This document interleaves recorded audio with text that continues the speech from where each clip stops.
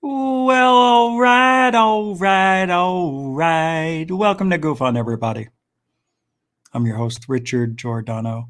It is, what is it, April 29th? We're almost there. We're almost there. I can't believe it. 29, 30. 1, 2, 3, 5 days. And I'm out of this hellhole. But welcome to the show, man. I can't believe you guys showed up. I got to tell you what happened last night after I had to end the show a little early. Really strange, but I do want to thank everybody. And what I'm going to do is roll call now for those who got here early or on time. Wow, there's nobody here. This is great. I love it. Hey, maybe we'll have nobody show up, just us, and that's it. Remember the old days in the 30s? Let's stay there. Nobody come. Nobody come. Hey, welcome to the show. Kingfish Kebab. How you doing? Welcome to the show. B. Baker's in the house. Good to see you, my friend. It's always good to have the Beaster here. The Beaster. Coral Ann. Hey, what do you say? Wow, that whole thing just jumped up. Michael Roser. Michael Roser of Dark Hour Space Paranormal. He's here. We're going to take a look at his visit to America's Stonehenge. That's right. I'm stealing his content, going to use it on the show. Do what you want, Michael. Just kidding. I will use it, though. That was cool. I wish it was a little lighter, but it was cool to see you walking around the area. Mac Robert Moon. Hi to you. Den Bob. Welcome back. Good to see you, too. Felicia Flores. How you doing, eh? Huh? All right. Blue Chicken's in the house. Looking fit and trim. Good to see you. JP Besson. Welcome to the show, man. Misty O.C. Dragoons. Welcome back. Welcome to the show. It jumped on me. Every time I go to hit somebody's name, it's jumping. Dr. Z. Smith is back. What do you say, Dr. Z? Good to see you here. Bridget Ladd. What do you say there, laddie? That didn't work, did it? Nope, never used that one again, Bridget. Welcome back, though. Muted Matrix. What's up? Welcome to the show. Let's go a little quicker here. Joshua Morphew, welcome back to the show. Scott Brown's here. Scott Brown is here. Scott. Brown is here. Welcome to the show. Minnie Main. Welcome back to the show, Minnie Main. I don't know why I said Minnie Me. Jay Cerno. It won't happen again. Welcome back. Welcome. Wait. I've never seen Jay. I hope I'm saying your name right. Cerno. Jay Cerno. Jason. Jay Cerno. That's a cool profile pic right there. Sandra Heath. Good to see you. Caught you in a conversation saying hi to Coral. Very good. Deep Thought. Welcome to the show. Welcome back. All right, let's get going. We got most everybody that's here. If I missed you, well, Benji Yorkshire, UK. What's up? Gotcha. I see you. I didn't forget. Well, it is what it is. Now we're done. See? So now we can get back into Nick J. Popped through the front door. What's up? That reverb was so realistic, Rich. What? Oh, the reverb. I do that very well. What's up, Kevin? Kevin Marandino. Great name. Marandino is one of those good names you like to hear. Marandino. Tom Espresso. What's up, man? I was just looking at Twitter. Saw you there from yesterday's chat. I think it was yesterday. So let's get going. Now, Yesterday, I had to end the show a few minutes early, not too bad. What's up, Star Hunter? And as you know, before the show, the last couple of nights, I partake in the brownies, the pop brownies. And I always know exactly how much I'm taking. It's the same every time, but I upped it a little bit a few days back, right? Just to see what would happen. And it worked wonderfully. I felt I was more creative. I felt that maybe a little bit, a little bit too much, but nonetheless, I liked the way I felt. So yesterday, same thing. I take my normal, now this was a brand new brownie. And there was something about it when I take two pieces. I cut it into 20 mil, and then I usually make another 10, but I upped it to like 45 milligrams, which usually if I take more than 35, it's too much. But I took 45 to 40 the last two nights, and it worked very well. So I took what I normally did the last couple of nights, and after about 30 minutes, I felt it starting to kick in. I didn't do it tonight. I took regular stuff, I not a joint, but like a one hitter type of deal. 2 hits I took, but it's new stuff. I got all new stuff. You saw it. I showed it to you. But anyway, so the brownie's kicking in, and I'm like, whoa, wait a minute. This feels different. And that was about with 30 minutes left in the show, 15 minutes left in the show. I honestly forgot what I was doing for a moment. I thought I fell asleep on the show. I'm just telling you, I couldn't say it yesterday. I thought I fell asleep on my own show, and I sat there and I thought it was about 10 minutes. So when I said that's strange, I kept saying that's strange, and it was. That's why I was saying it, and I kept saying, oh my God, I hope they, and I looked at the chat room, and I didn't see anybody saying, did he fall asleep? Is he asleep? Nobody called me. It's not like, but in my mind, I thought I was gone for 10 minutes. I looked at the clock. Everything seemed normal, but I was second guessing myself. And then I tried to continue, and I was like, I kept saying, this is strange. And I kept trying to go on. And at the end of the show, I said, that's it. I can't even think.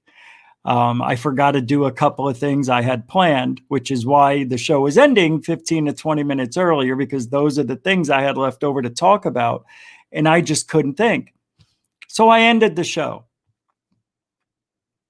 And then I got paranoid, and I'm like, all right, well, I'm going to wait for the show to process, and then I'm going to rewatch it and see if I fell asleep on the show. So I put it on private. First, I put it on unlisted, I think. I really don't remember. But I think I put it on private. And I fell asleep on the couch later on. Then I woke up. I think I put it on private later. So after the show, I go to sit down.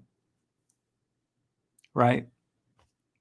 And I turn on my phone to just watch some YouTube. And then I put it up on the TV. And then something weird started happening to me. It was like,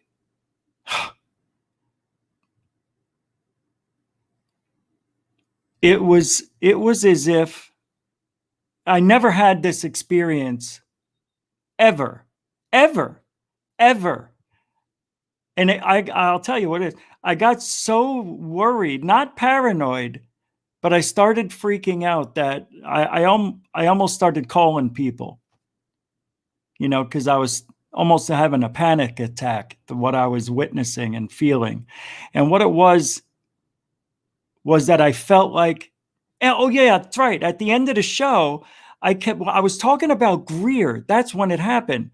And I started feeling like this darkness came over me. And then there was a loud ringing in the headset. And it wasn't the headset because it was still happening. I thought it was, but it wasn't. And I was saying it on the show. I'm like, this is really, I feel like this like dread. I don't know. I couldn't explain it.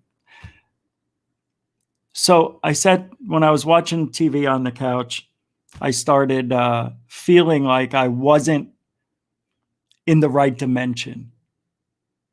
I felt like I was put into this body, and the TV, the stereo, and everything started to become unfamiliar to me. Like, I don't know where I'm at. I don't know what these things are. And I looked at me and I felt weird. I'm like, what is going on, man? Something's wrong with me. And then I started thinking, okay, it's 2021. I'm Rich Giordano. But why doesn't anything look right to me? It felt wrong. I felt like I was just put into this body. It started freaking me out. I can't explain it any other way. I felt fear on a whole different level. And then I also felt at the same time, this is pretty freaking awesome. And then I started talking to myself saying, you know what it is? It's the brownie. It's the brownie. Something with the brownie. You took too much, which I didn't. I never do. I looked at it. I saw exactly how much. It's the same I take it the last 3 nights. So I know it felt like I doubled up on it felt like I ate the whole brownie.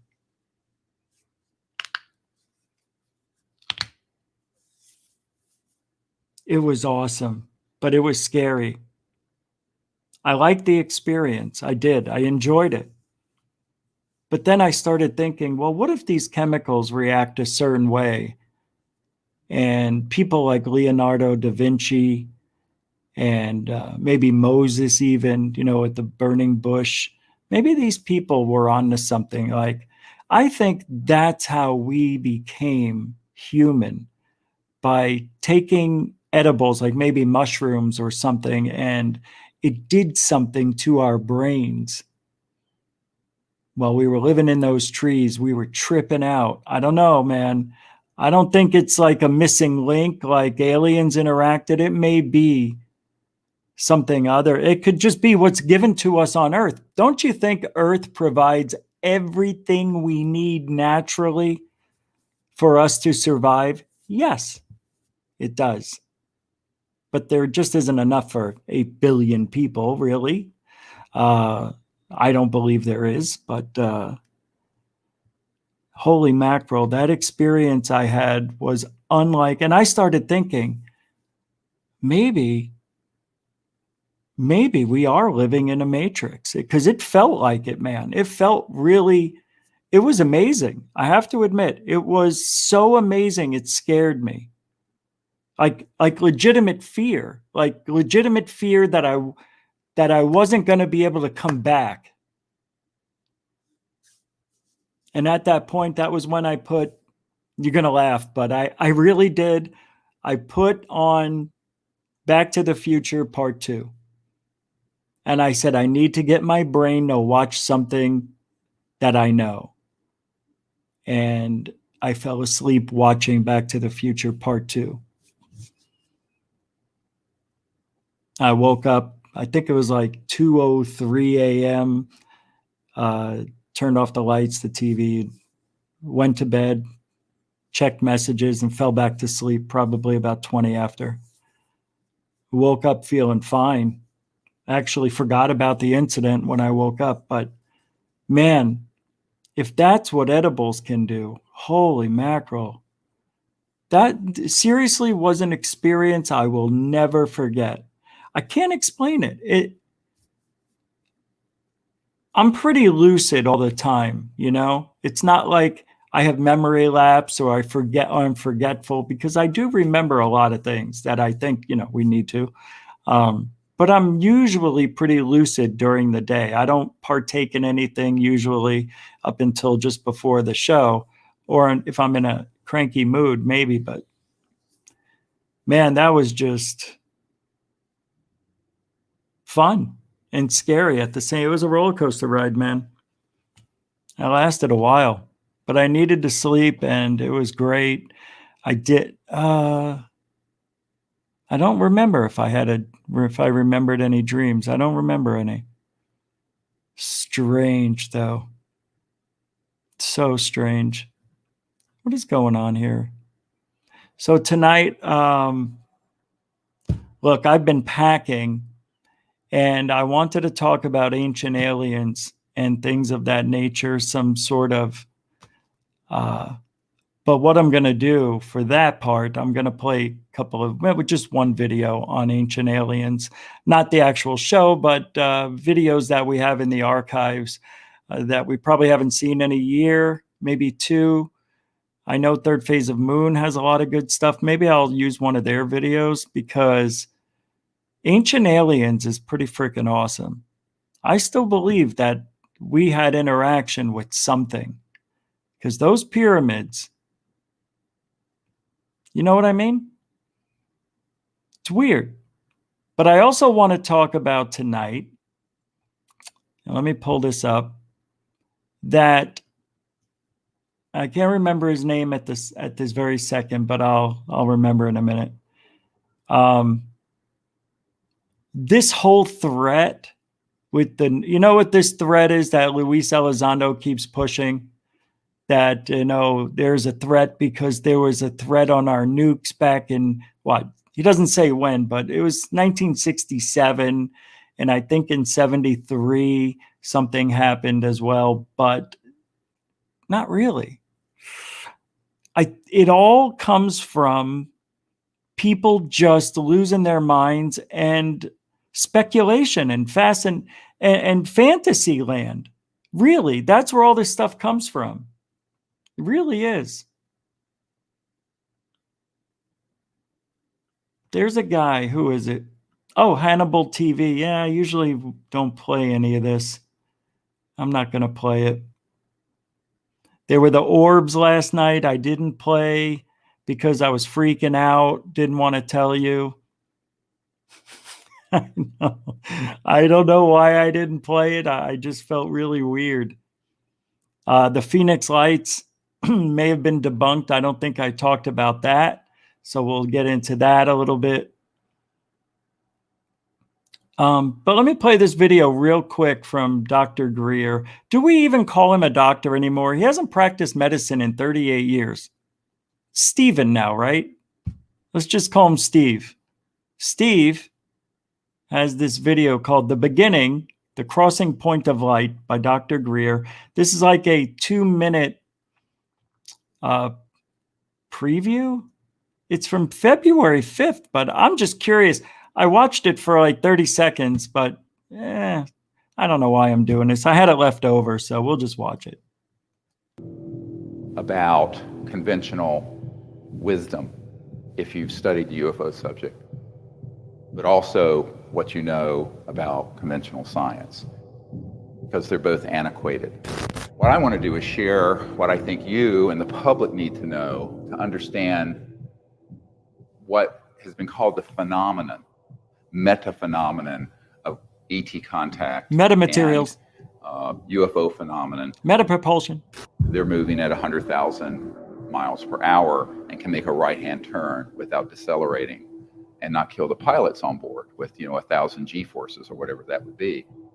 Because kind of begs the question of, if they're interstellar, how'd they get here?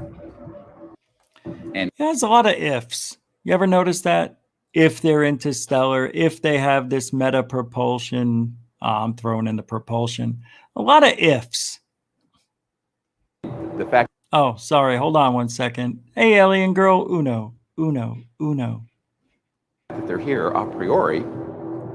They use something. Lisa Marie, what's up? Tim, how you guys doing? Post-quantum physics.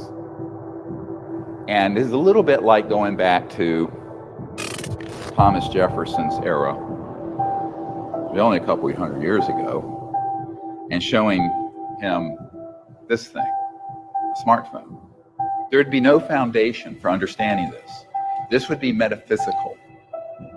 So to the New Age people, they say, well, it's a metaphysical thing. I said, well, what? Metaphysical is just a term that people use when they don't quite understand the science of a phenomenon that's occurring. There's no metaphysical. God, that stuff looks, I don't know. Oh, it's almost over. So if you're an advanced civilization that's interstellar, by definition, you're transdimensional. These technologies that are interstellar are operating from a level of an understanding of the cosmos and reality that is one where consciousness. That's all speculation, though, man. Am I wrong to say that? You know what I mean? Does anybody, okay, look, I like to live in a world where there's proof. And I tried meditating and contacting aliens and had dreams instead of, well, I don't know if they were dreams. Because in my world, and I think Blake said it to me on a phone call, he said, you probably woke up during a lucid dream and it was still computing in your brain. And yeah, that makes sense to me.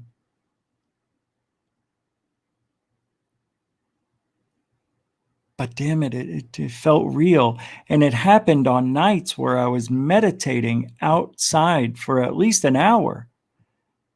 When I had those weird experiences, I'll be in your head before you wake up. You know, when I had that experience and seeing the light from an alien's hand, I woke up from the loud noise in my ear. I woke up, saw the light, turned around, watched the light retract.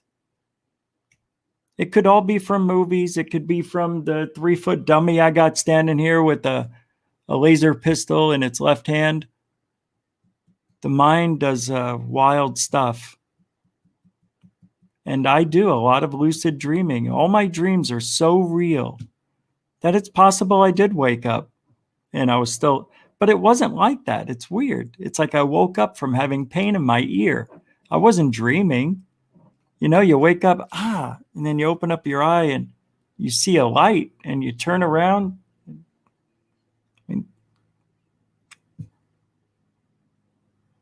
Anyway,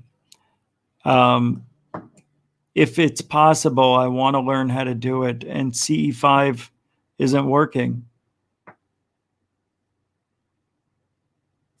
The thing that worries me is like,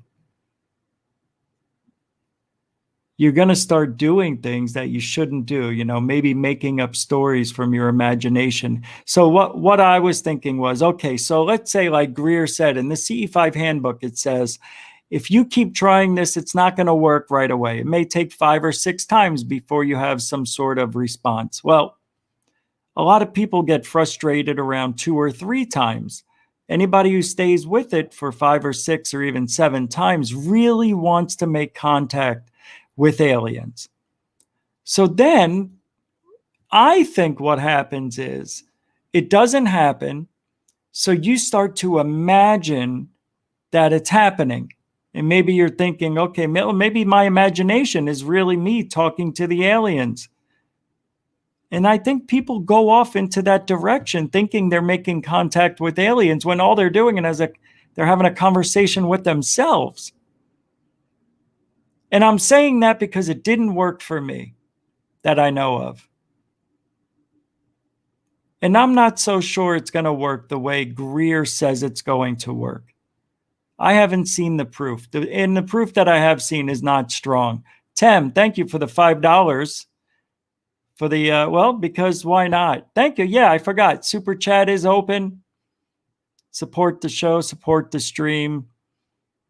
Thank you very much, Tim. I may, you know, if I may have to get I don't want to get a part-time job. I want this to be the full-time job. So support the show the best you can. Thank you, Tim. Appreciate that. Super generoso. Sí. Thank you, man. But Greer's got some followers, man. They believe it works. I'm not a big believer yet. And I've been trying to make contact for a long time. So maybe it doesn't work that way. Maybe it works differently for me, right? Isn't it supposed to be that as soon as you start putting yourself out there for the aliens to see or hear you, that it's like a beacon, right? Isn't it some sort of beacon? And then they see your energy and they're like, oh, what's this person? I never seen this vibration before. Let's go check out that person. Is that what it is? Is that how it works? Oh, John Vitor with a $1 super chat. Thank you very much, man. Super generoso. It all goes into the kitty. Oh, Denbub too with a $6.99 super chat. Some well-deserved funds for the move. Oh, yeah. It's crazy. Thank you very much. Super generoso. Thanks, guys. Guys and dolls. Haven't even had a drink yet. Red Bull, because it gives you things.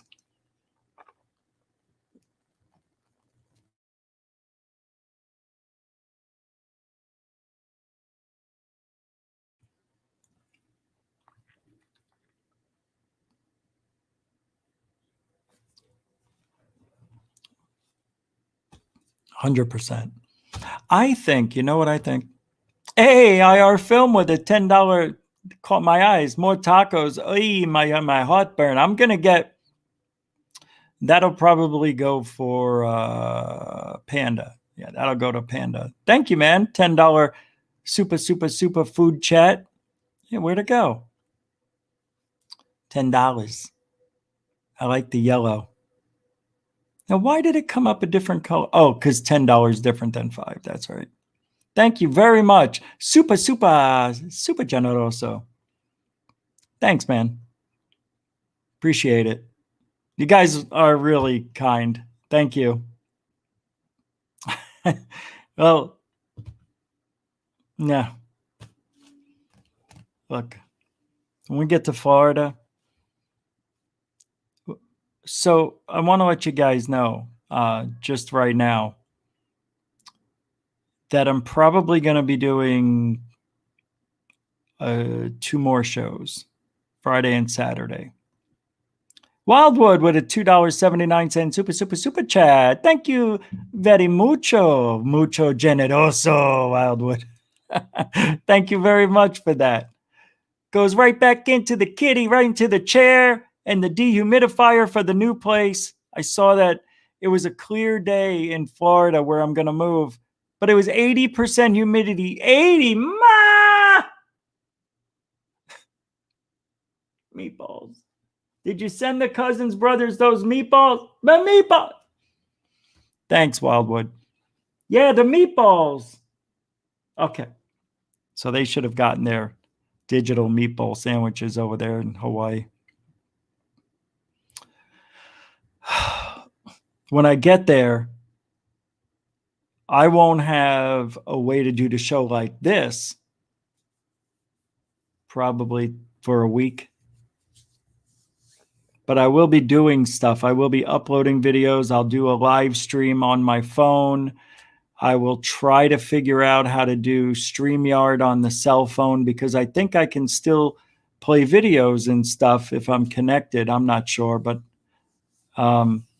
either way, there will be some activity every night.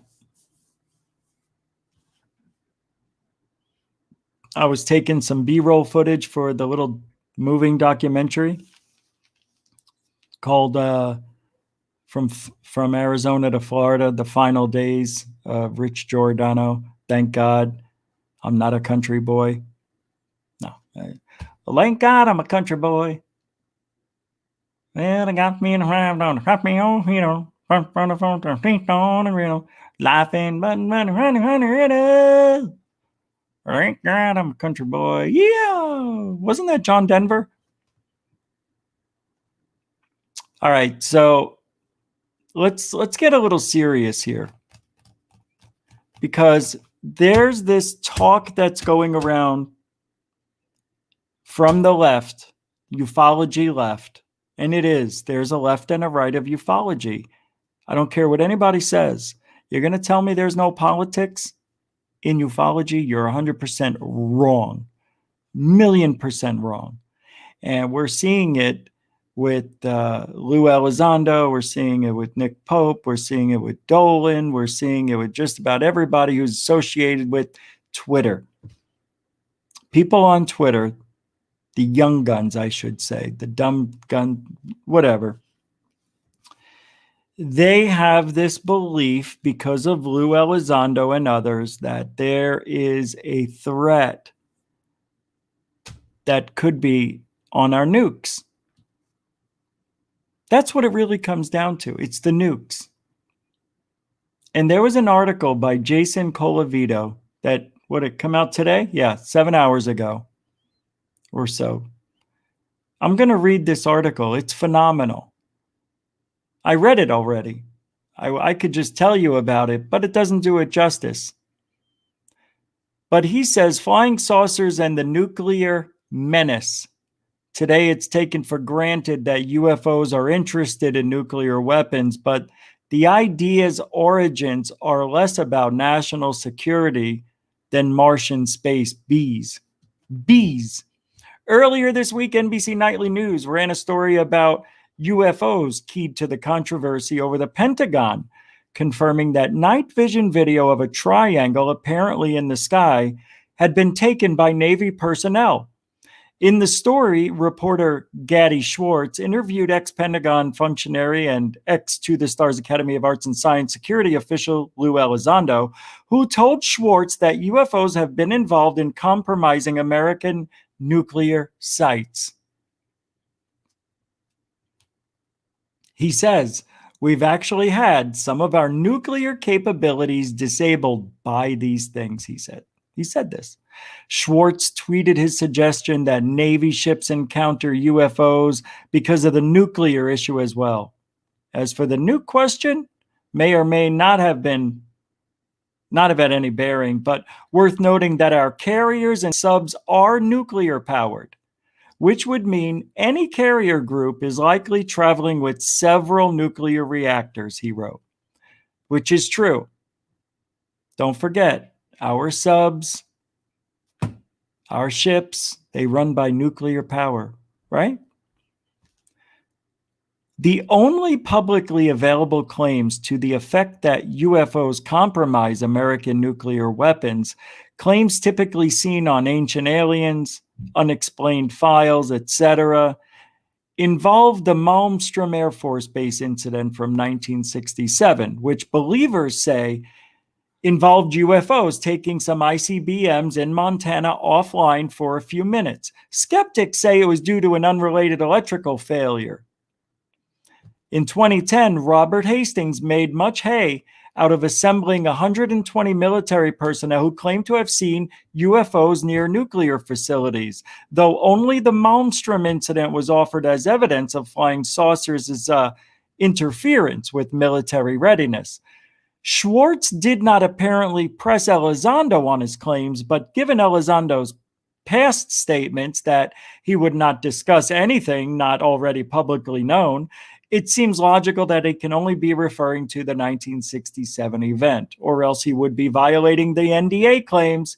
He restricts his ability to share any new information. Remember, Lou can only talk about things that are already publicly known. So that's what he was referring to. But it's worth considering where the idea that flying saucers were interested in nuclear weapons came from in the first place. Within days of Kenneth Arnold's sighting of 9 objects skipping like saucers in June 1947, members of the public hailed them as prophets warning of the dangers of nuclear war. In July 1947, someone pretended to be a space alien sent out over ham radio a coded message that read, "Tired of human nonsense. Won't await atomic war disturbing solar system. So sent flying discs and will set up world under Martians later this year." So somebody put out on a ham radio that he made believe they were aliens and that they're coming over to take care of us later in the year. Funny. Such ideas had clear antecedents in science fiction of the 30s and 40s and would form a key element of classic science fiction movies of the 50s and 60s, where nuclear bombs and UFOs were all but inseparable. Hence my, thumbnail. As early as 1949, the government was already trying to link flying saucers to nukes, but in a very different way. In a 1949 FBI memorandum, a U.S. Army technician working for a program examining how to use nuclear power for aircraft propulsion told the Bureau that UFOs were probably nuclear-powered experimental craft created by the Soviets with the help of captured Nazi scientists. A series of other memoranda provided slightly different accounts of the same basic claim. It is not a coincidence that this speculation coincided with the last stage of the Soviets' actual atomic bomb development program, which succeeded in developing a bomb in the mid-1949. American officials, getting half-understood reports about what might be happening in Russia, fantasized ahead of the evidence, paranoid about Soviet nuclear parity, and worried that the Soviets could outstrip American capabilities. Reportedly, the Air Force used Geiger counters to check planes sent to track alleged flying saucers for radiation. So this whole thing about nukes was just being concocted in the mind of somebody who came out with an idea that it's possible that these UFOs are nuclear powered. But overall, there were remarkably little discussion of flying saucers and nukes before 1950. Then, everything changed. In the last weeks of 1949, former pulp writer turned UFO obsessive Donald Kehoe published a major article in True magazine dated January 1950 about flying saucers. Coinciding with the government's sudden interest in whether UFOs were Soviet nuclear-powered weapons, Kehoe picked up on the secrecy involved in discussions of Soviet nuclear capabilities and instead decided that it was really all about UFOs. He wrote that the sudden spurt of sightings in 1947 might indicate that we have attracted the attention with our V-2 rockets, A-bomb explosions, and other experiments, and that an orbiting satellite base had been established or reestablished after an absence. He also heavily implied that the Air Force was comprising to hide the truth about the flying discs. And that opened the floodgates. By the end of the year, the FBI was compiling a report about claims that employees at the Atomic Energy Commission's Oak Ridge, Tennessee facilities had seen flying saucers buzzing the secret location where uranium was purified for atomic bombs from 1947 to October 1950. Both the FBI and the Air Force concluded that the sightings were the result of misidentification of natural phenomena and weather anomalies causing false radar signatures, of course. Nevertheless, despite the lack of evidence, the intimation of UFOs' interest in the nuclear continued.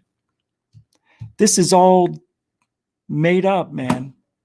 I can't believe it. So what do you think? You think that, of course, that's where it comes from. So anything that happens at a nuclear site, oh, they're powering up or powering off, or, took the missiles offline.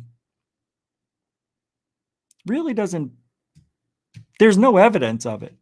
That's the whole thing. That's the whole thing.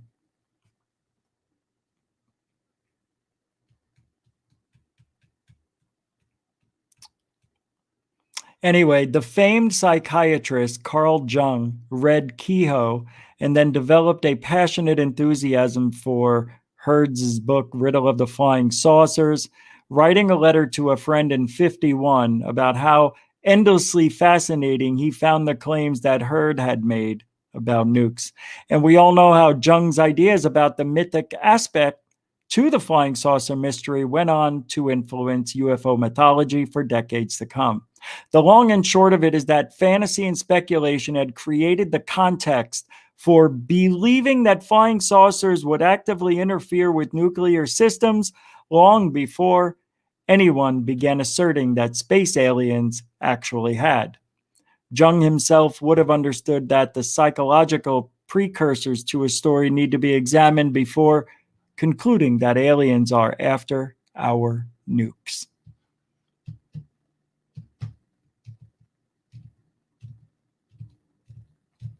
That's it, man. No proof. It's all fantasy.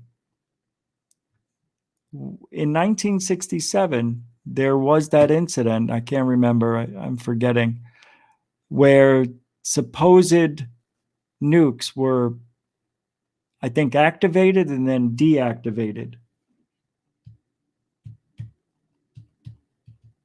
Yeah. I think they probably did see some lights in the sky.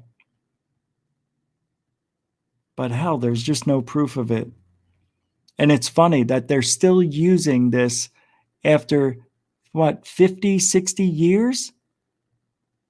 Since, all right, 54 years was the last time there was a supposed incident that was pretty serious at missile silos or someplace. But since then, nothing. Am I wrong? Was there any other, were there?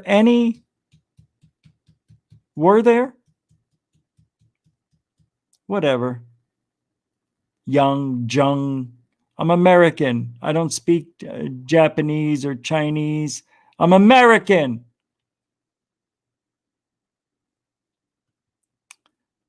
Oh, wow. Look at this. Jason Colavito is full of shh. And his article is inaccurate. Check your Twitter messages, Rich. I don't like this at all. I'm about to quit. I'm about to quit. I'm going to quit. Let me check my Twitter messages. I found that article. I thought it was pretty good because that's what I was thinking, that this is just all fantasy. And then this guy's writing a story. All right, let's see. Let's see what I did wrong. Yeah. Okay, here it is. Let's take a look. He's full of crap. The connection between UFOs and nuclear power has been around for decades. Okay. I thought there was a couple of incidences. So there's all of these. Now, no. Scott, you can't. Look here, I'll show you guys. This is a list of so-called drone incursions. And I also want proof. This isn't proof. That's a lot, though. Yeah, I know about these. There were some in Denver a year or so ago, right? Where they had the drones just constantly, but they were calling them drones because they said they were at the facilities. See, that's what bothers me. It's very confusing. Right? It's very confusing.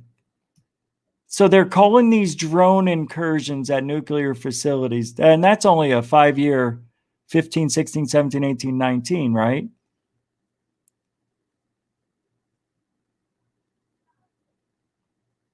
$10, $20, $30, $40, $50. It's like 60 here.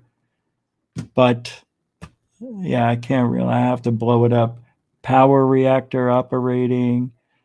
Open, closed, unresolved. A lot of these are closed. There's one that's resolved. Doesn't say much, though. Turkey Point, Clinton, Peach Bottom, Limerick, Vermont, Perry. Drone, all these say drones. Okay, but that doesn't say UFOs, man. No, that doesn't say UFOs. I'm talking UFOs. See?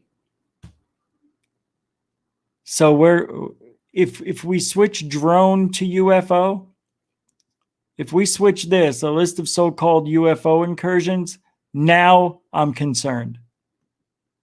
I would be concerned about that. But drone incursions? Scott, I got to tell you, that doesn't... I get it, man, but there's nothing here that's telling me they're turning the power on and off.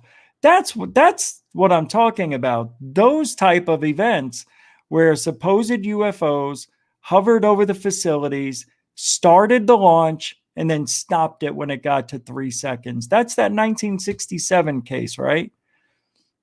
If that kept happening, now we're talking. But this drone incursions? Yeah, that's frustrating to me. It is. Think of the cool drones that different countries have. I do. Den Bub. What's this, Dr. Z? Grandfather says buttons. Yes, he does. You guys are just rolling. They're showing us their power. Yeah.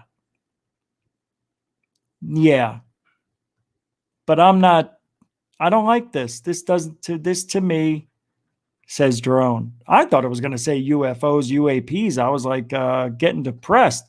I'm actually feeling a little good. I'm feeling okay. Because I'll tell you why. Because I think that letter or whatever, that blog I just read, is just like what happened at Roswell, in my opinion. I think Roswell wasn't aliens.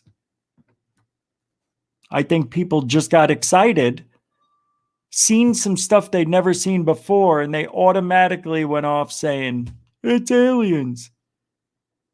I don't know. I don't like it. I don't care about all the witnesses. I don't care. Nobody saw anything. They had fingers and suction cups on the fingers. Where's the proof? Talk is cheap. Anyway, thank you, Scott, because if they mean UFOs instead of drone, I'm hooked. I'm all for the threat. If UFOs are flying near our nuclear facilities at a regular clip like this, 10 times a year over the last 5 years, well, from 2015 to 2019, and probably still happening, but because of COVID, and the aliens aren't attacking us, there's no threat.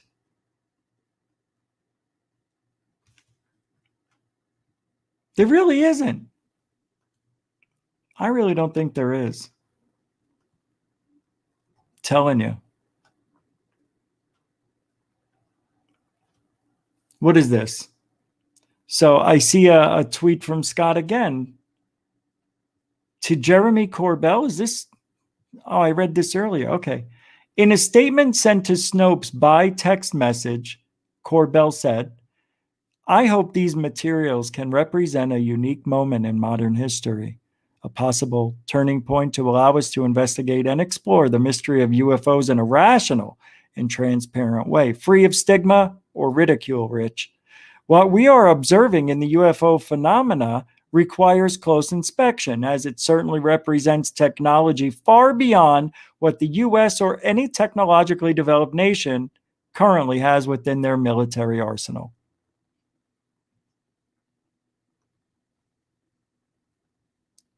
And Scott said, why do you feel the need to send a text to Snopes concerning the so-called pyramid video? You know why. You know why.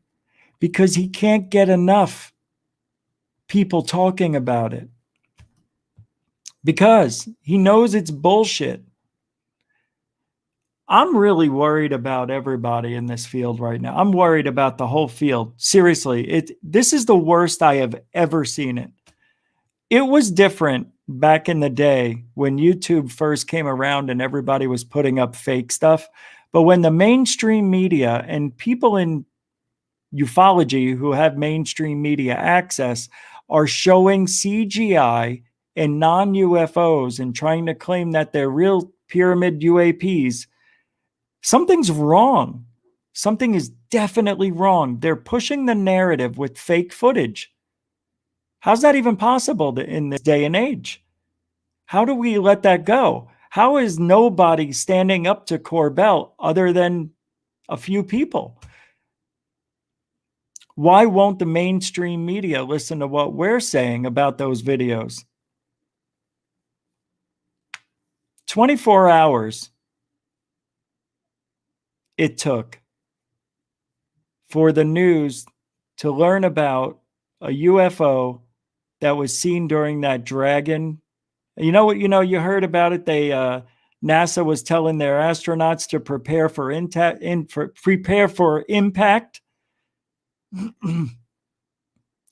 That was 24 hours after third phase of Moon had already posted the evidence.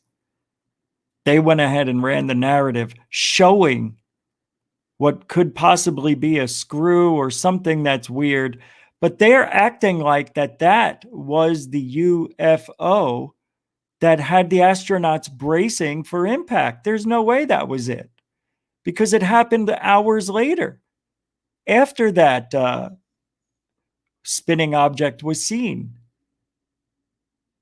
It's all wrong. Everything's wrong in ufology right now. How are people not seeing this? I have no idea. There's only a few people who see this. Mainstream media shows that same CGI bullcrap all the time, claiming it's real, showing from Twitter that this is a Twitter account that showed this real fantastic UFO over the wrong place and time, repurposing footage and saying it happened when it didn't. This is the mainstream media we're talking about here, not a YouTube channel. Actually, YouTube is giving you the right information. How's that? How's that for your investigative journalists? Right? We're living in a strange world. I say it all the time. I think I experienced it with the brownie yesterday. This is bizarro world. Up is down, down is up, in is out is in. Everything's wrong. How? How can they get away with this? People are I know I sent messages to them saying, how can you use CGI? That CGI, stop using it. Why don't you talk to the public? Why don't you talk to us? Go to third phase of Moon. Ask them. Ask me. Hell, ask anybody but the far left, Corbell, Knapp, UFO Jesus, Tim McShillen, all those people, Bob McGuire, they're all doing it wrong. They're doing it wrong. Skinwalker Ranch, even that's even, Brandon Fugel, Sieg Fugel, Sieg down zeros. We're all right. UFOs over Skinwalker Ranch. Sieg Fugel. Do as I say, not as I do. That's who is trying to run the narrative in ufology. That's who it is. 100%.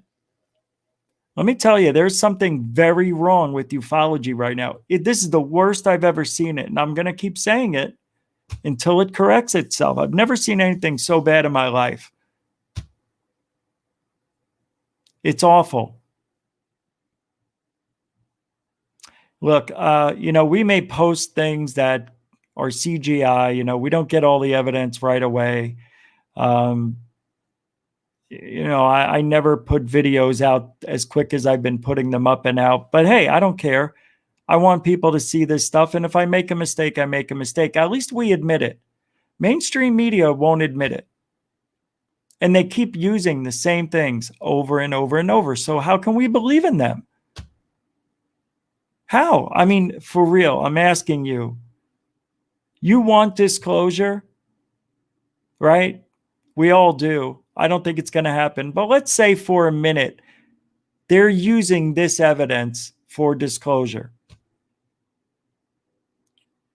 So what is it going to look like? Let's say June 25th or whatever day the 180 days thing is over. What are they going to show us that is going to make us say, oh my God, these UFOs are a threat. This is unbelievable. We have better do something to protect this world, or no, that can't happen. They're not going to show us anything. I swear to God, I promise you, there's no way they can. They can't put us up in an uproar, We're just starting to get the world back rotating at a normal speed. You know, once this C-19 thing is eradicated. What's up, Damian Smokey? Thank you for the 99-cent super chat. Very nice of you. Super generoso. Yeah. Right back in the kitty. Damian Smokey. I don't know. I like that name. What is that? DTA Pi? I never looked at it. Don't trust anyone. I never read it. Perfect timing. Thank you. Really appreciate that. Did you do it twice? You did do it twice. Thanks again for the other 99-cent super chat times 2. Thanks, man. Appreciate it. Don't trust anyone. Perfect timing again.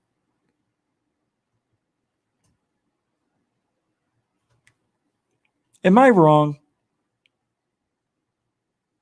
Exactly, Red Panda. Once they deactivate. I really don't. I don't know. I feel like I'm right. I feel like I'm right. I don't feel like I'm wrong.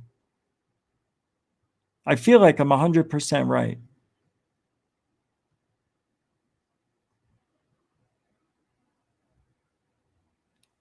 It's weird.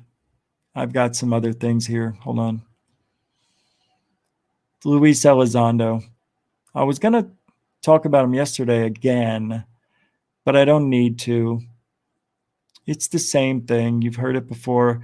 I'm going to get to some ancient alien stuff here. Oh, check this out, though, before we do that. Alien scientist is making this. This is a trip. And I know Nathan's got something he's working on that's going to be hopefully the most groundbreaking thing in the planet. I know, Scott. We just got to keep digging, man. But check this out. He's making UFOs with his, what do you call it? Hold on a second. I have to get out. There was something on the page I didn't want to have show up on YouTube. He's from his 3D printer. I said, I want one of everything. How cool would that be? I want that. I want them both. But that's great, man. Alien scientist. Smart idea.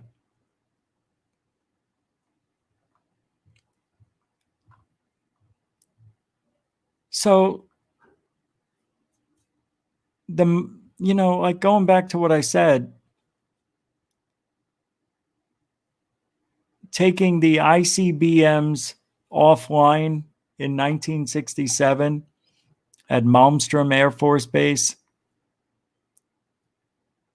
I think there was proof that there was an unrelated electrical failure in the grid, right? But let's say it happened once. Let's say it happened 3 times in 70 years that the UFOs flew over they flew over our ICBMs, flicked the switch on and off, but didn't let them launch. How's that a threat? Maybe they were just in the area and it was incidental. You know what I mean? Just because they were in the area, and that shouldn't happen. I thought we had fail-safes in place for these ICBMs not being able to get hit by any type of EMP and have them go offline. But it was in the 60s. Who knows? Maybe they didn't go deep enough.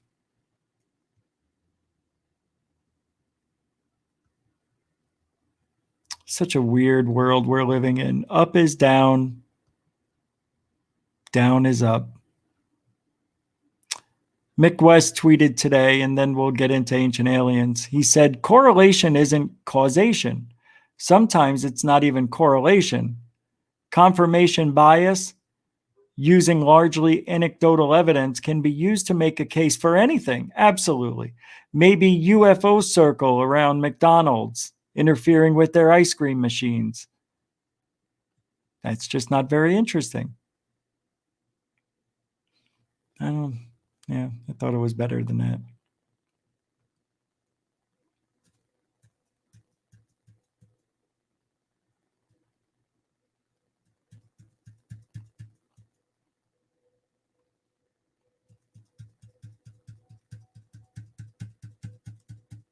I'm getting some messages. Hold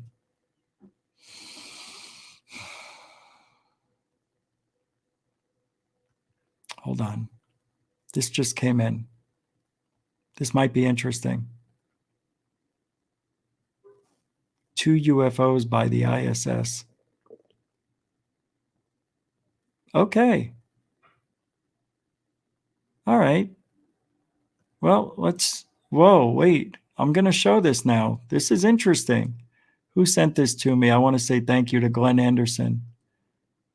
Thank you for sharing this information. This just came up. Was released 2 hours ago on Twitter. I don't know anything about it other than here we go. Just watch right around this area. Pretty cool. You guys getting the image? Copy that. 797 here, USI rate. Left clear. 7, go ahead. I'm telling you, it's 10 o'clock high. This is Houston. Say again, 7.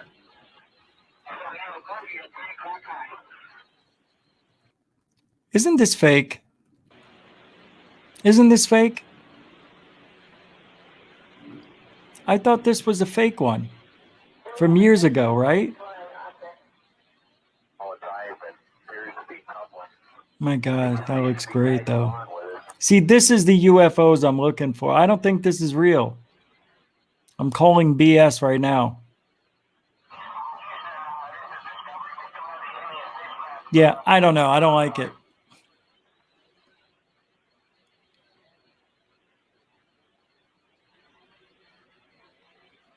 Yeah, I don't like it.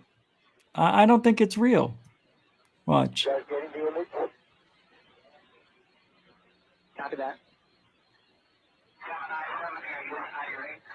Left clear. 7, go ahead. What do you guys think? This is Houston. Say again, 7. Yeah, this is old. Let's take a look here. See if I can find any information. 2 UFOs. No, it doesn't have any information. I think that's old. Yeah, exactly. I knew it. Aliens on Earth said, I don't believe this audio belongs to this clip.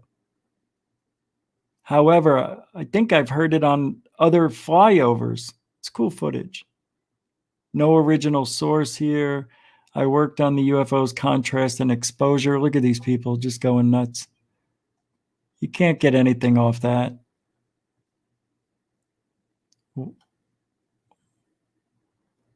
"12 hours ago, Sager and Jetty." Let's see. Jeremy Corbell, inside latest UFO video confirmed. Firm.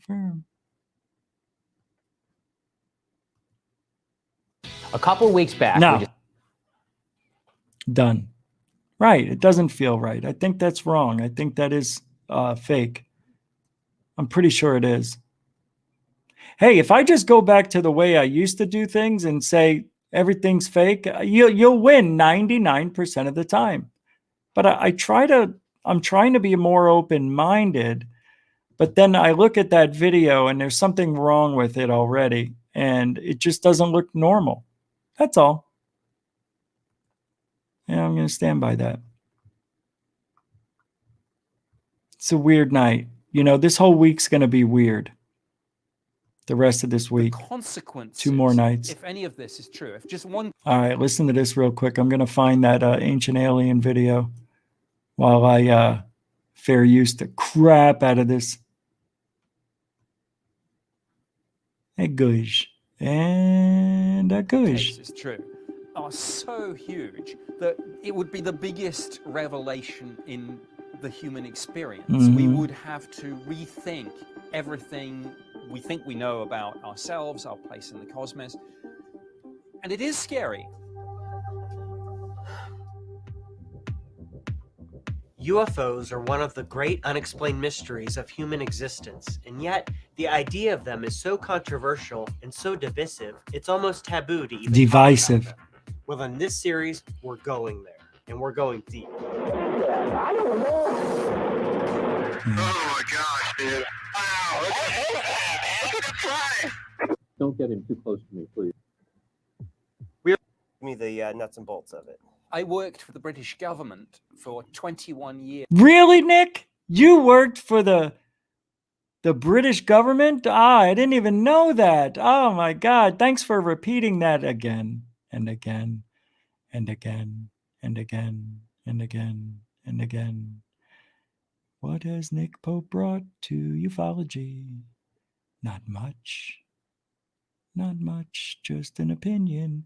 He worked at a desk. He took incoming UFO reports. He filed them away. He very rarely, if any, went out in the field. Right? Isn't that the story? Right? All right, you guys ready? Blake? This is going to be interesting. Could this man be changing history? This comes from 2 years ago.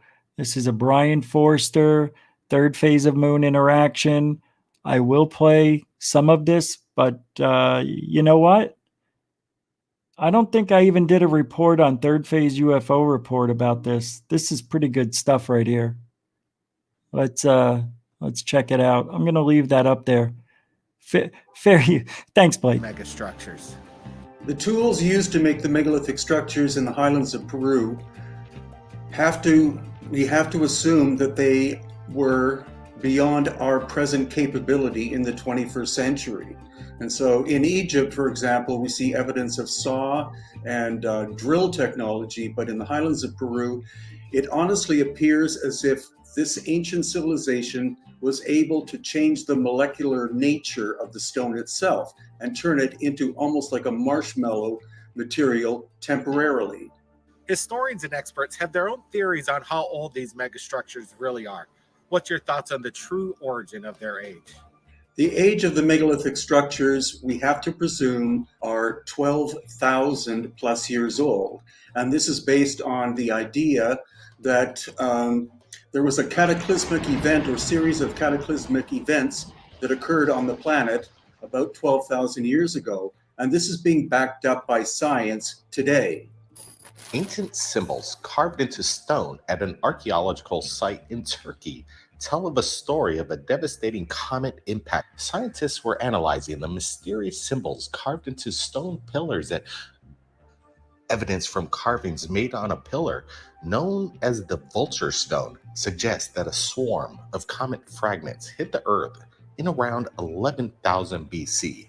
This devastating event, which wiped out creatures such as the woolly mammoths, also helped spark the rise of civilization.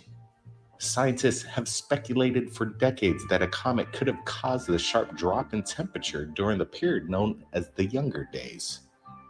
By interpreting the animals as astronomical symbols and using computer software to match their position to the patterns of stars, research dated the event to about 10,950 BC. It probably resulted from a breakup of a giant comet in the solar system. What's the importance of Göbekli Tepe, found in Turkey, now that it's discovered happens to be over 20,000 years old? Göbekli Tepe appears to have been buried on purpose about 12,000 years ago. So its actual age is unknown, but obviously older than that. And what it makes it important is the fact that most civilizations are believed to be maximum 6,000 years old, such as in the Indus Valley. but now we have evidence of sophisticated cultural people existing at least 12,000 years ago. I want to get your true thoughts, Brian. What could have caused these catastrophic events in the past? Was it possibly Mother Nature, earthquakes, a meteorite, or was there some kind of weapon that was used that we don't know about? My theory about the cataclysm is, again, that it happened about 12,000 years ago. It could have lasted as much or as long as 300 years, and likely it was an emission of energy from galactic center that then crossed the galactic plane, entered our solar system, blew up one of the planets, which created the asteroid belt, then went through the sun and shot plasma from the sun straight at the Earth. This caused the immediate melting and ending of the last ice age very rapidly, in possibly weeks. The sea levels of the Earth rose by 300 plus feet, putting pressure on the crust of the Earth. This would have triggered earthquakes and other terrible events to happen on our planet, would have wiped out all of the megafauna of North America, wiped out most of humanity, and any advanced civilization also would have disappeared at this time, especially those that were close to the coast.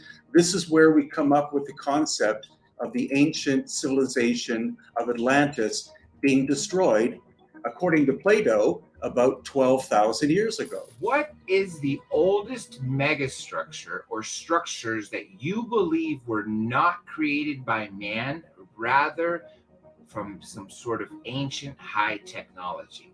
I think that the megalithic works that we see in the highlands of Peru, as well as Pumapunku and Tiwanaku in Bolivia, the Great Pyramid system in Egypt, Baalbek in Lebanon, Petra in Jordan, and other structures in Turkey, Greece, and Italy are all at least 12,000 years old. I can't say how old they are, but I can tell you all of them, I believe, based on geological weathering, the fact that high technology was used, that all of these structures, which we think of as simply being enigmatic, are a minimum of 12,000 years old. Pretty amazing stuff. Pretty amazing. And I barely even touched the surface on that 6 minutes into that video. And, you know, it's amazing to me that all this is out there. You know, anybody can go on Third Phase of Moon and look up any one of these videos. There's a lot of these from Brian Forster and other people. And I think, what's the other guy? Stoyanovich? Ed, what's his name? Voiganovich? I can't remember that guy's name. He did the other pyramid. I think that was in India. Third Phase knows. I can't remember. But yeah, that's supposed to be the largest pyramid. What he first said, Brian Forster, when he came on, started talking, he was talking about the stones being turned into like a mush, like almost like a marshmallow texture. At least that's what it looks like. I guess that's, and just temporarily were mush just to put into, yeah, it's really strange. I can't think. This part is really good. I want to watch this part, and then we got more to talk about. This is good stuff. I think I did this part on Third Phase UFO Report. It was a year ago, though. Lately, Brian, you've been using the drone and getting unprecedented shots Look at that of these thing. megalithic structures. How has it helped you in recent discoveries? The use of drones, or quadcopters as I prefer to call them, give you an unprecedented view of the megalithic structures, because you literally can see from a bird's eyes point of view. Also, you can scan the area to see if there are other structures in the area that you can't see from the ground. And look at the landscape. You got some sort of horse thing over there. Look at this. I mean, I'm sure they did all that, but this is all part of the history too, right? I want to go in there. That's going in. so it's a phenomenal new tool that is opening up Look at that. possibilities, explanations, And how does he get the rights to use a drone over there? It's guy's cool, man. He can do it all. Views that we never had before. Now, Brian, we're looking at this incredible geometric shape embedded in the side of the mountain. What could have made this? What was the tools behind it? Some people are saying it's a moon calendar. The site you're referring to is called Kiarumiok, which in the Inca language means the stones of the moon. But of course, the Inca didn't make it. It had to have been made probably with advanced technology, and the weathering on the stone surface shows us that it's incredibly ancient. Some people theorize that it was a moon calendar. Other people theorize that it was a solar calendar. Possibly it was both, but the local people themselves and academics have no explanation as to who made it, when, why, and what its original function was. The Inca probably used it as a ceremonial site, but they used all of the megalithic places as ceremonial sites. Okay, so I want to move over to Dark Hour Paranormal. And he went to America's Stonehenge. And there's a video here that I see that was just uploaded a few hours ago. Michael, is it okay if I play this? Yeah? Okay, thank you. No, Rich, you can't. Yeah? Okay, I will. Thank you. Appreciate it. Thank you so much. Appreciate it. Oh, this is, are there pictures here? Let me see. I think that was just a thumbnail. Oh, you got the whole interview up here. Oh, I see. Oh, wait, there it is. Okay, good, good, good. All right, so you're talking. Okay, this is going to be great. Let's bring that over. It's okay? Did he say it's okay? X1 with a $1.11 super chat. Thank you very much. Thank you. Grazie. Super generoso, X1. You got the right amount. Uno. Goes right into the kitty, my friend. Super generoso e gush. Michael, good? Okay. You know, with respect, I want to ask. Too bad. What's that? This is Jared Murphy from notaliens.com, interviewed by Michael Roser. Oh, I like this. Check it out. Let's giddy up. I won't play the whole thing, just 20 minutes. Evidence of those auras or that field modality of what's been developed in that area. Is it constantly evolving and changing as the poles shift on the planet? Are there stagnant toroidal magnetic, fields that don't change but change because of the current existing life force there? And these are all the questions I have. And no, my brain doesn't shut off. And yes, I keep asking these questions, and that's why I'm keeping on with the writing program. Sounds fair enough to me. Before we run out of time here, I'd like to cover a couple things. This is a video that I was telling you about that I'll share. It's a 3-minute video. We probably won't watch the entire thing, but it depends as we're going through here.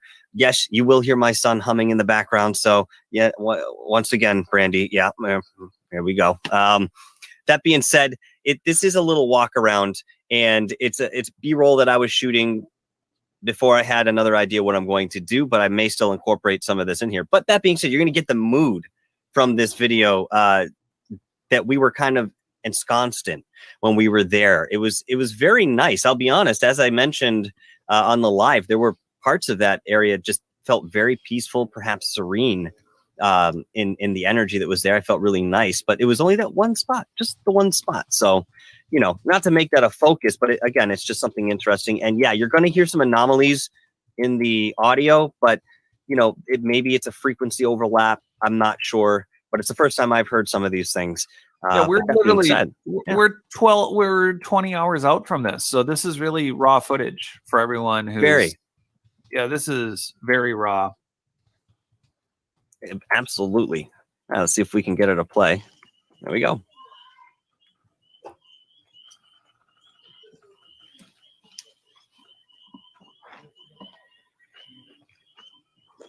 You're going to kind of get the scope of the size of this site and the height too, because, there were many of these walls that, you're kind of walking down these paths into these areas wherein the That's where forest that son of a floor gun tried to deface these structures with a power tool. that might not be correct.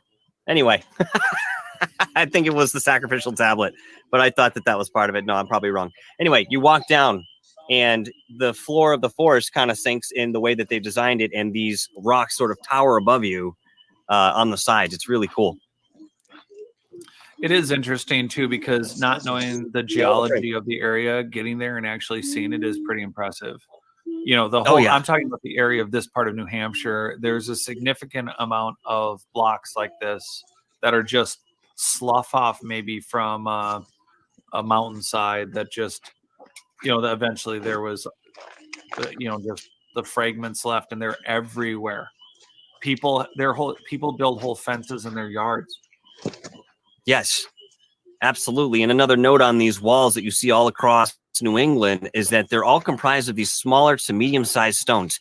Here, like right here, this isn't an example of that wall, but you have these bigger slabs worked in to some of these walls, which to me is anomalous given the rest of the scenery in New England.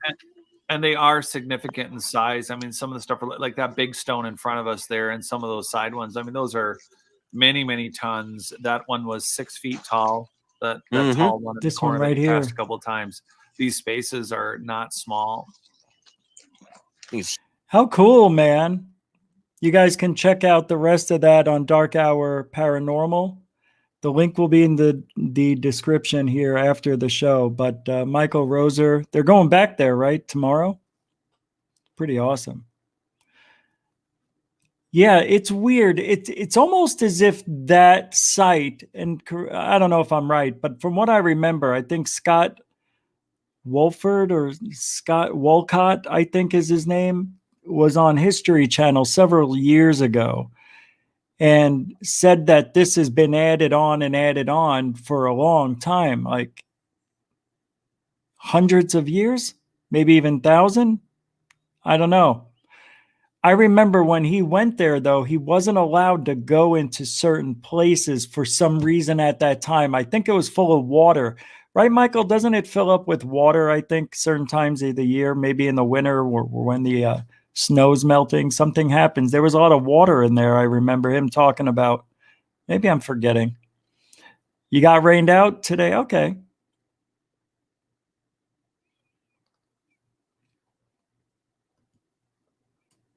Okay, cool. Well, we'll keep an eye on that for sure. Thank you for letting me share that. Don't forget to check that out on Dark Hour Paranormal, a very fast-growing channel, which, by the way, if you're looking for interviews, cool interviews, things like this, Michael has it. He's bringing it. And of course, he's a panelist for Third Phase of Moon and also the lead singer for Third Phase of Moon. Pretty awesome. I love this stuff. I'm a little jealous that you're there. If there's ever a time to be jealous of somebody, it's that. But you know what? Good for you, man. Boots on the ground, getting out there. Hey, that connection is huge. I can't wait to see what you guys do tomorrow. But that connection goes way back. How old is that site? I don't remember. How old is that? Somebody give me was there a super chat I missed? I'm sorry, guys, if I forgot. Whoops. Yo, get some tacos before you leave. Oh, I will. Ricardo. I will, Mr. Jimenez. Thank you very much. Super generoso. Thank you very much. I can't believe it's my last Thursday in Arizona. You guys are excellent.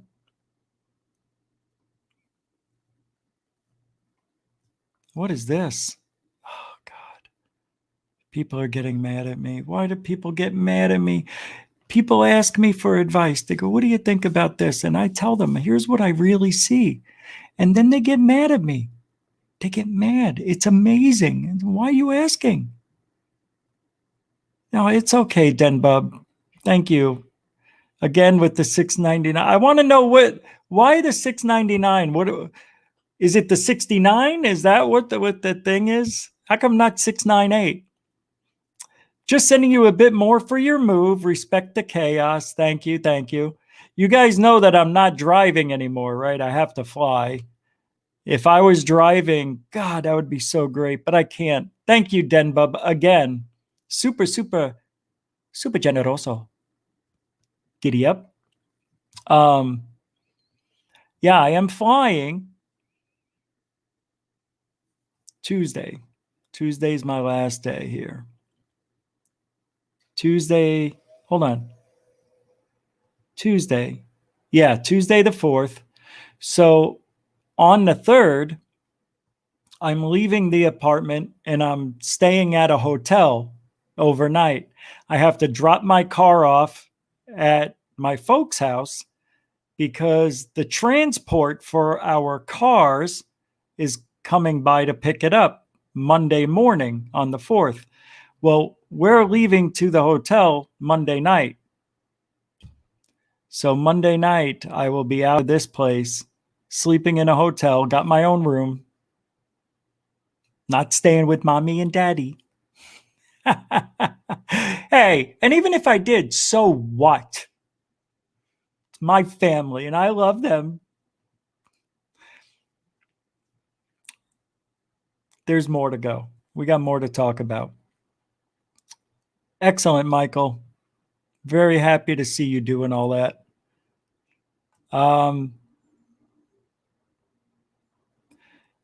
There is something else I'm supposed to talk about, and I can't remember what it is. It's not that. It's not that. There was some more ancient alien stuff. What is this? Another super chat, a $2.22. I.S.S. Super, Richie bag of donuts. Oh my God. X1 with a $2.22 super chat. Thank you for doubling that up. You guys are crazy. Thank you, man. It all goes right back into it. You know it does. I have never, ever lied about that. You will definitely. Thank you, man. It's super generoso. Super generoso. What time is it? Wow, this show's just, it flew by. Hold on now. Hold on. I want to talk about this. We didn't talk about it yesterday. This is one of the things I forgot to talk about. I don't know if I did. Oh, I can't play that song though, because that's copyright. All right. This happened a week ago. I don't think I talked about it. I don't think I did. I don't think I did. So let's talk about it. I don't know, third phase. Did I talk about this? Oh, look at that. That's real. That's not CGI. Somebody tried telling me it's CGI.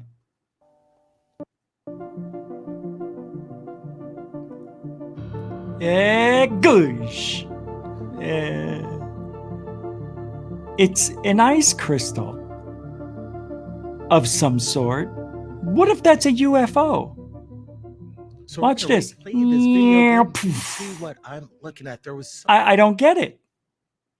I don't get it. How does this not go through the International Space Station at 17,000 plus miles an hour? Because I don't think it's going 17,000 miles an hour. Kind of. It looks like it's going a couple hundred miles an hour, but let's say it's going 80 miles an hour. Don't you think it would bust a hole? And then, did it just bounce off the camera and now it's heading back in another direction like a ping pong ball? That was yes. So strange. This is a direct impact or a possible evasive maneuver. Look at this thing come.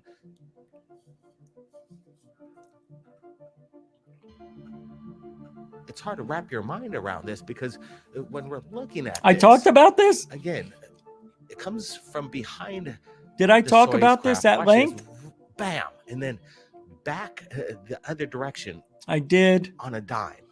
This is extraordinary. Oh yeah, I think I remember now.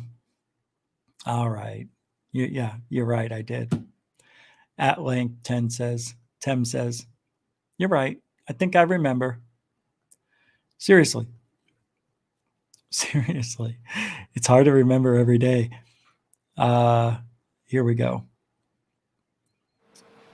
Okay, this is cool. This is from X-Files Espionage TV. I hope they don't get mad. This is really unbelievable. I have to play it. Well, it's fair use because it's the ISS. But I hope you don't mind. They put it, what is this, Chris? They put it down to comment fragments, not that, yeah, right. It's not aliens at war. Of course it's aliens at war, baby. It's all aliens at war. That's the life. That's the narrative of today. Well, this comes from Espionage TV, X-Files Espionage TV, who I believe is here sometimes. This is absolutely incredible. Now, I'm going to save some of my fair use and start it here. So watch this. This is an object, satellite, I believe. It begins to flash. Oh. And break apart. Oh, wait, I missed it. Later on, they decided to call time pretty soon. Oh, watch. Berg-based Watch this. satellite operator lost control of a large stationary satellite. This operator SES. This satellite AMC-9 was ending its 15-year lifetime pretty soon. These three objects, this sounds familiar. I think this is old. But these three objects go by, and then watch what happens to it. It starts to break up. It starts to flash, and then it breaks up. One of these objects, they are observing and tracking. What the hell? They have no idea what could have taken out this satellite. Pretty interesting. I don't know, but you got these three UFOs. See this formation? This is very common when you have two close together and then one off like this. I've recorded 3 of my 5 triangles at this exact formation, 2 apart, 2 close together, 1 further away. It's almost like there's one missing. But this is a very common looking. Now, these are obviously individual, but they may not be. They just look that way. Anyway, it passes by, and that thing starts to break apart. It's crazy. Yeah, it's wild stuff. Anyway, the link to that will also be in the description. So there you go. Yeah, we can't play. I can play third phase music here, but we get copyright claims on that. It's just that way because it's music, but it may not be that way for a while.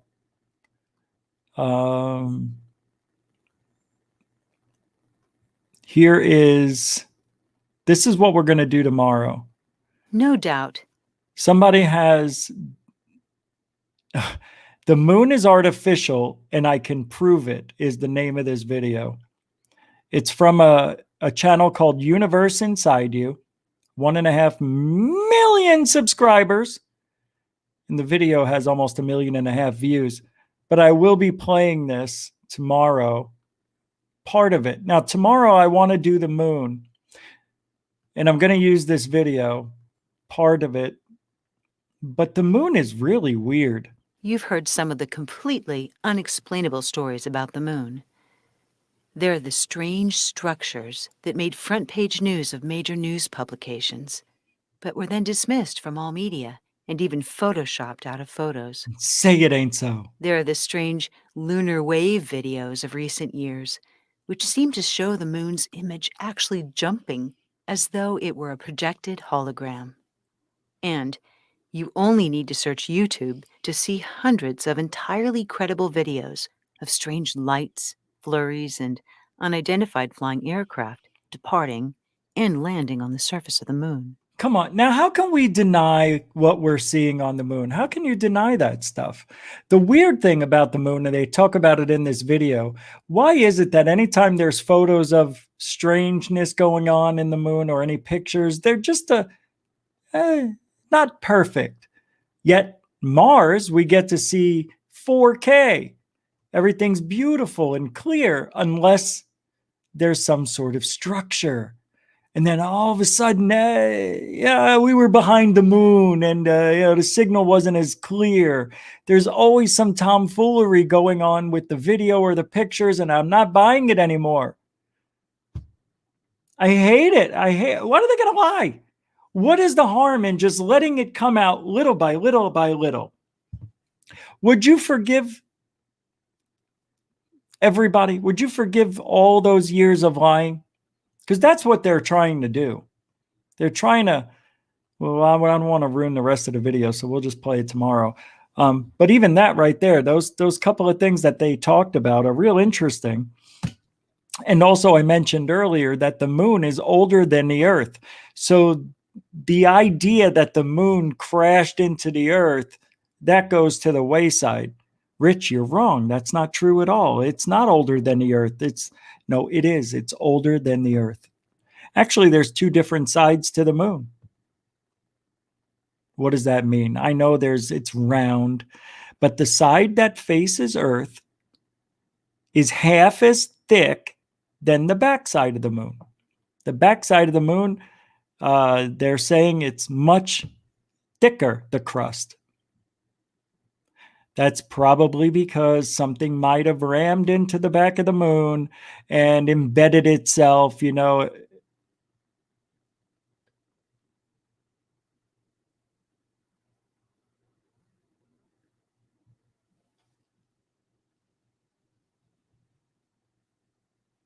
and created this extra crust. The weirdness about the moon, the craters, the surface, there's so many weird things going on. Every crater is almost identically, I think they're identical in depth.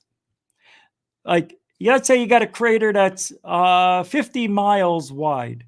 It only goes down 20 feet. You got a crater that's 10 feet wide. It goes down 20 feet. What did I say? If you have let's just use a 5-mile crater, goes down 50 feet. You have a 1-mile crater, goes down 50 feet. 10 miles, 50 feet. They're all the same depth. Capiche? Hey, it's a one capiche show. It's been a while since we had a good capiche. The thing is, the moon may be watching us just like the Truman Show. I really believe something special about the moon is happening at all times. I mean, our moon is ridiculously huge. What is it, 4,000 times bigger than what it should be? It should only be at 30 miles across, yet it's, 3,000 miles across. It's weird. Doesn't make any sense. Our moon is bigger than Pluto.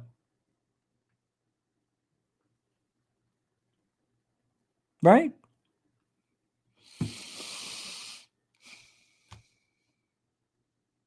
Nobody cares.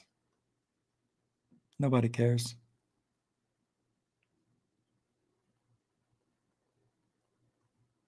No, nobody cares. It's over. Grant Cameron again. I forgot to show you this. Grant Cameron's now being really funny. I don't like it. I don't like his humor. This afternoon, he said, Batman is back.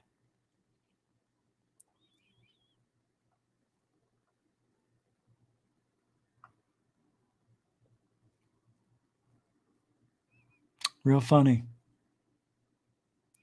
Look at this guy. Curtis Sanders says, this is a screenshot of possibly the same type of craft near a tornado funnel that was around Hutchinson, Kansas, July 15th, 2015.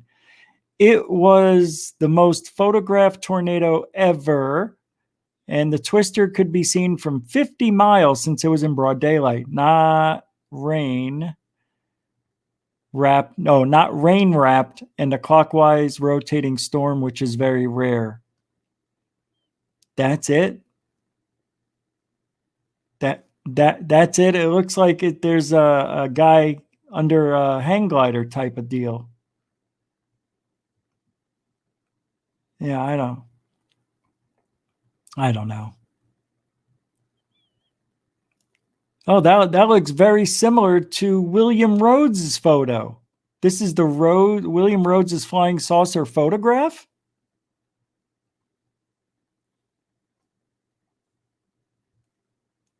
Yeah, that is interesting, right? It does. Wait a second. Wait a second. UFO casebook. I knew it. Anyway, that's still a good sighting. Let's do something, can we? I haven't been to UFO casebook in 2 years. Let's take a look and see what's going on. Still behind schedule. Still can't keep up. 6 more photographs revealed from Rendlesham Forest incident?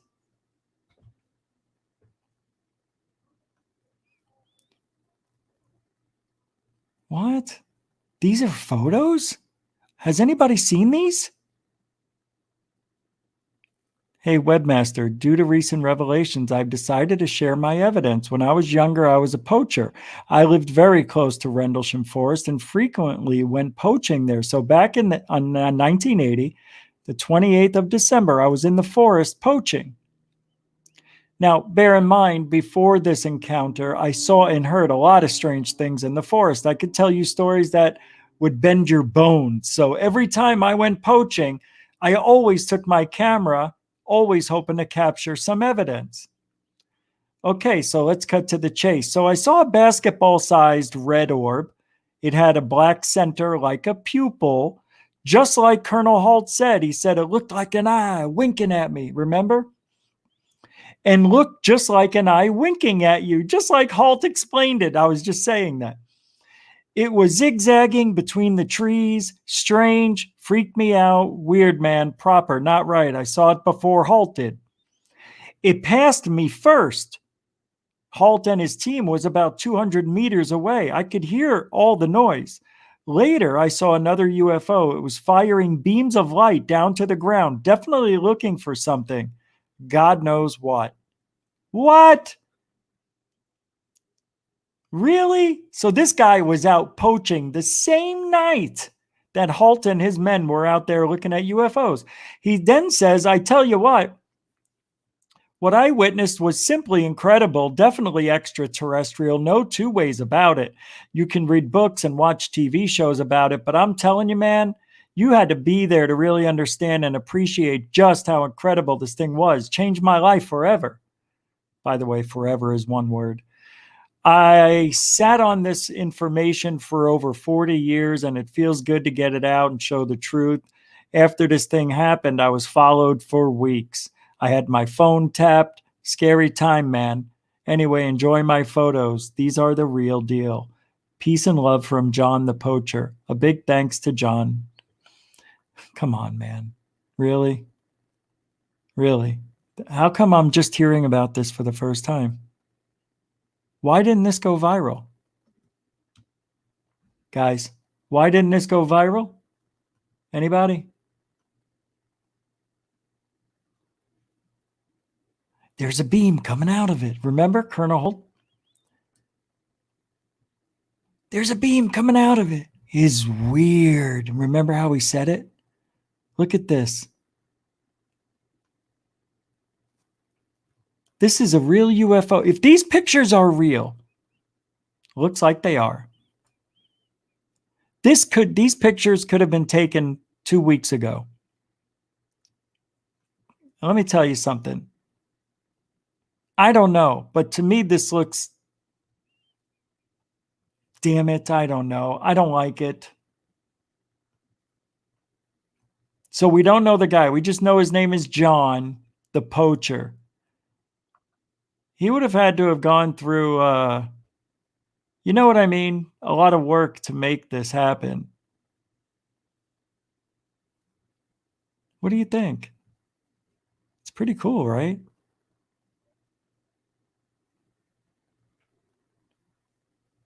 It's weird. There's a beam coming out of it. I'm going to look for that audio real quick. What time is it? Damn it. Doesn't matter really what time it is.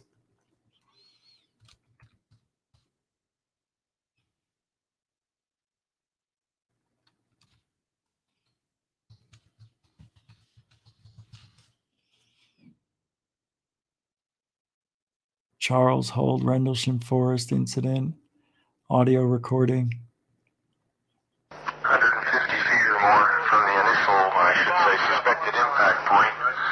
Having a lift going, we can't get the light all to work. Seems to be some kind of mechanical problem. Let's send back get another light on. Meantime, we're going to take some readings with the Geiger counter and chase around here a little bit, waiting for another light on to come back in. Where is it?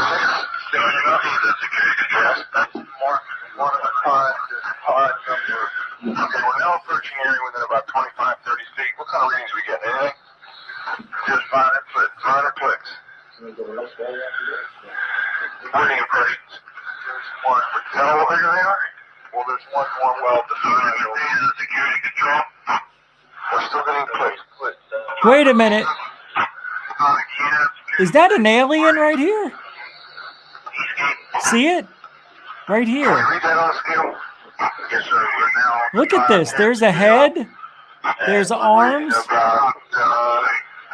Look at this. There's a leg and a foot. Okay, we're still comfortably safe here. That's an alien. Or it's pareidolia. Still minor readings. Second orientation.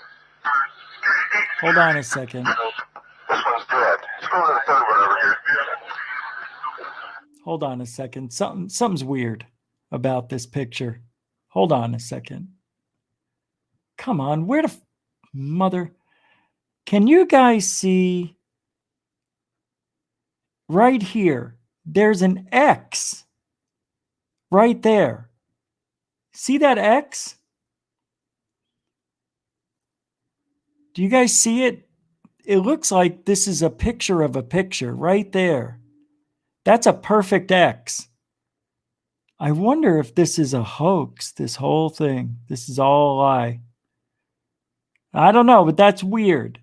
That right there is weird. That X doesn't fit. I don't see anything anywhere else yet. But you see it, right? Yeah, look, right here's the alien. Right here. See the leg right there? Here's an arm. There's the torso. There's the head. Right here, the head. Shoulders. Arm. You can even see what looks like fingers. A hand. Looks like it's wearing something. There's a cutoff right there.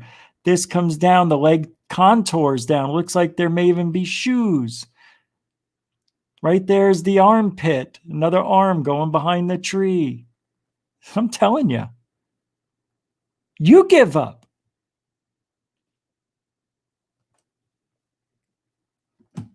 That's why I don't read chat rooms, because I don't know if you're talking to me, but if you are, watch it.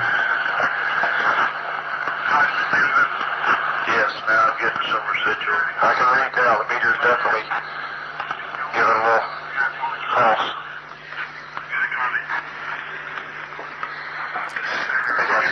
Let's go to the center of the area next. Oh my God, I swear to God, I'm going to kill myself. You're reading the clicks. I can't get the clicks. Yes, go. Got them up center, Bruce? Okay, let's go. Where is it? Yes, that's the best deflection of the needle I've seen yet. Okay, can you give me an estimation? We're on the 0.5 scale. We're getting... Let's go, Reese. That's approximately 0.1. Right toward there. Now it's picking up. Not in the pod. It's landing. 7/10 there. 7/10 right there in the center? Uh-huh. We found a small blast, what looks like a blasted or scrubbed up area here. Positive readings here now. Run around it. Starting right back here at the corner. Right back at this. Okay, that's how it is. Just right over here. It looks like an extension. You see that? Well, that's kind of funny. You're right about the abrasion. And I've never seen a tree that's never seen a pine tree that's been damaged react that fast. Bottle to put that in. Yeah, you got a sample bottle? Yes, sir. It is with the sketch. You got that set, Nevels? So they're collecting samples of weird things, trace evidence on the trees and the bark. Coming negative at this time. Tree on a pine. There's a round abrasion on the tree about 3.5, 4 inches in diameter. It looks like it might be old, but strange as a crystalline pine sap has come out. This is the picture of your trees over here. That's the strongest point on the tree. The indentations look like the same tree we took the sample off with this, what do you call it, star scope? Star. You're getting a definite heat reflection off the tree. Yeah, right on the spot, and when you want the tree. I can see it. Here, somebody want to look at the spots in the ground? Whoops, watch your nose. We'll walk on over the sir. Okay, let's step back, not walk over. Somebody want to look at the... Come back here, somebody put a beam on. See it? What? Watch your nose. We'll walk on over the sir.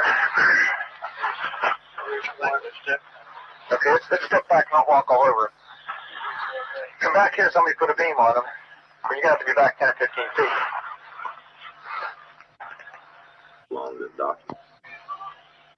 Number one, right here.